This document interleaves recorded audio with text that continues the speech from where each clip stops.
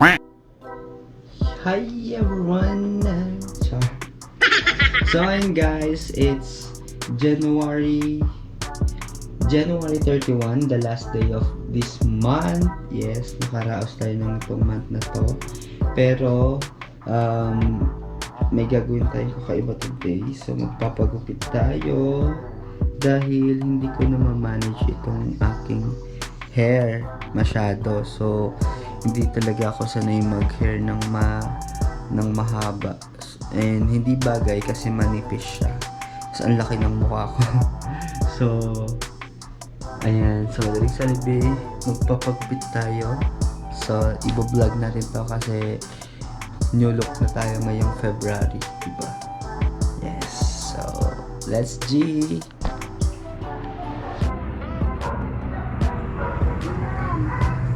So, punta na tayo sa barbershop.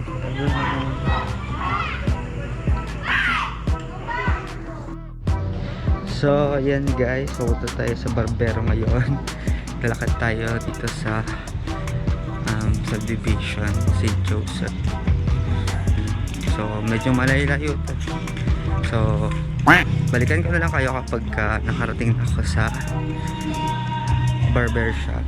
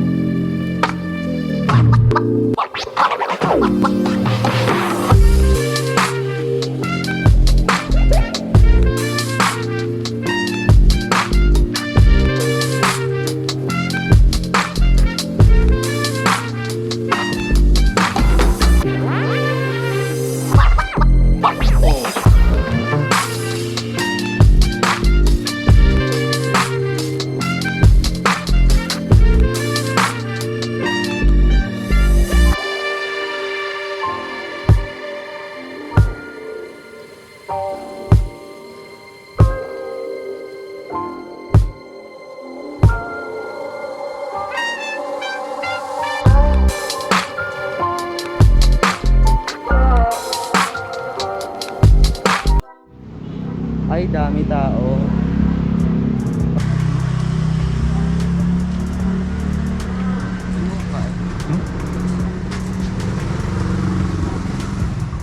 Doon kaya maganda mag-vlog. Dito nahiya ako kasi gito.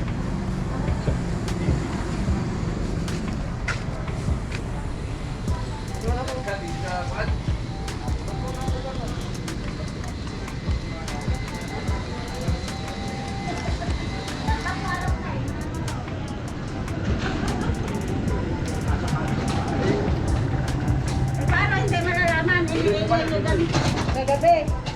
Hindi pa siya dumating, alam na tumama siya. Bibigyo tayo.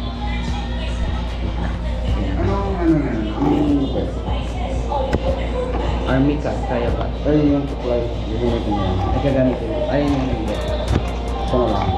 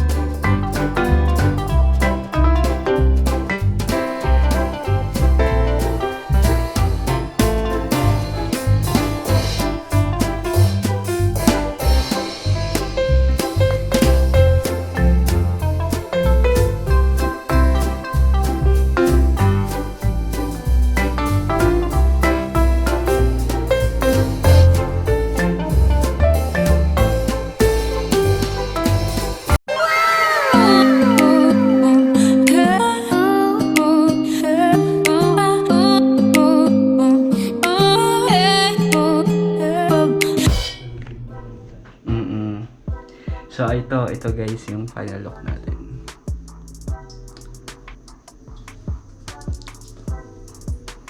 What do you think of this look?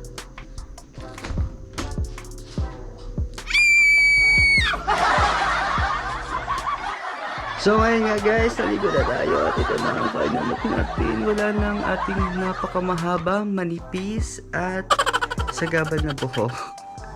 Dahil paminta na tayo ngayon. Paminta is back. Yeah. Sunog na sunog pa rin yung mukha ko gawa ng pagpunta sa Tanay. Pero this is it guys. Anong rate nyo sa gupit ni Kuya? 80 pesos lang yun, pero hindi niya binalik yung 20 pesos, diba? Pakiramdaman, umalis na lang ako. Yan. Bye!